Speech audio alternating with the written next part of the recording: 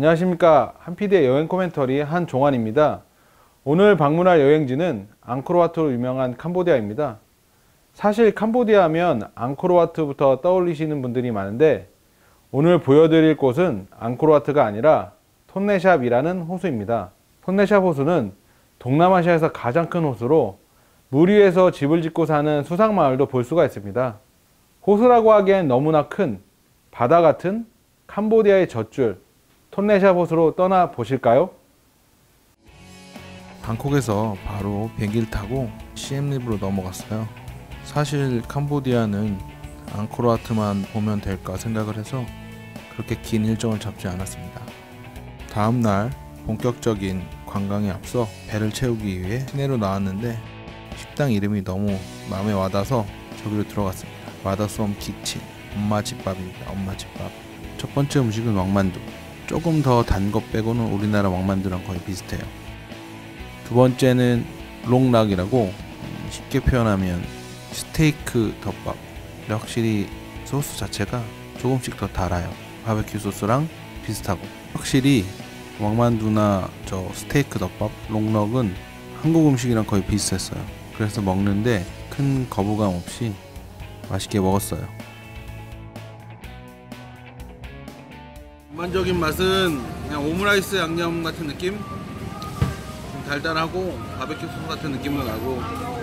근데 뭐 한국인이 먹어도 전혀 거부감 없는 그런 맛입니다. 첫 끼 잘 먹은 것 같아요. 아침부터 맥주 까고.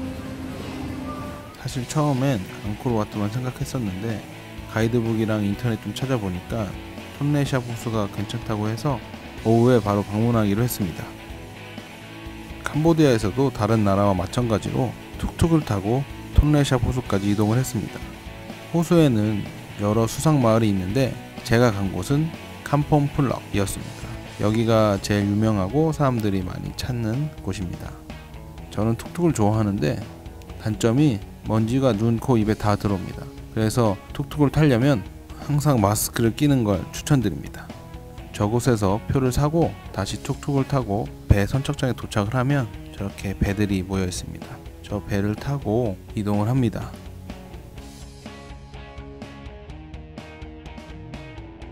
처음에 같이 간 가이드가 배 운전사가 아이라고 했는데 처음엔 안 믿었는데 정말 저 꼬마가 저를 태우고 배를 몰고 이동을 합니다.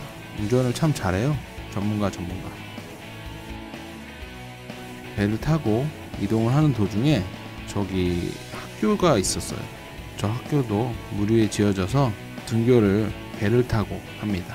등교 시간의 모습이 정말 궁금해요. 어떻게 등교를 하는지.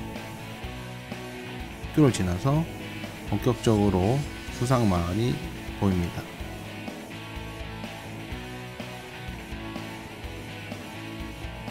하늘에서 본 수상마을의 모습이 굉장히 아름답고 한국에서는 잘 볼 수 없는 모습이라 신기하고 좋았습니다.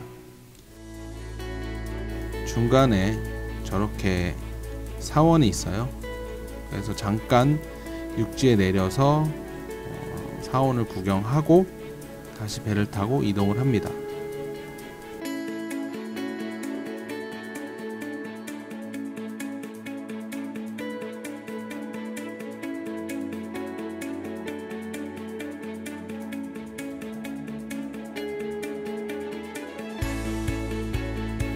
그렇게 수상마을을 지나서 드디어 바다 같은 호수에 도착을 합니다. 호수라는 걸 알면서도 눈으로 보고 있으면 진짜 바다 같아요. 끝이 안 보이는 바다. 그리고 저 바다에서 5시간인가 6시간 배를 타고 가면 폰놈펜이라는 캄보디아의 다른 지역을 갈 수 있습니다. 일몰 때 배에서 일몰을 보면 정말 아름답고 멋있을 것 같아요. 그런데 저는 일몰까지는 못 기다리고 배 위에서 맥주 한잔 하고 좀 쉬다가 돌아왔습니다. 돌아오는 길에 저렇게 조금씩 해가 지고 있었습니다. 밥 먹고 호수 갔다 오니까 하루가 금방 지나가네요. 그러면 본격적으로 내일 앙코르와트 관람을 위해서 일찍 잠을 청합니다. 왜냐? 앙코르와트에서 일출을 봐야 되기 때문입니다. 네, 톤레샵 호수의 멋진 광경 잘 보고 오셨나요? 저도 상상한 것보다 너무 커서 깜짝 놀랐습니다. 바다같이 넓은 톤레샵 호수를 캄보디아에 가시면 꼭 한번 방문해 보시기 바랍니다. 정말 추천드립니다. 그럼 아름다운 호수의 모습을 마음속에 간직하고 다음 여행지인 앙코르와트를 기대하며 오늘 코멘터리는 여기서 마치겠습니다. 감사합니다.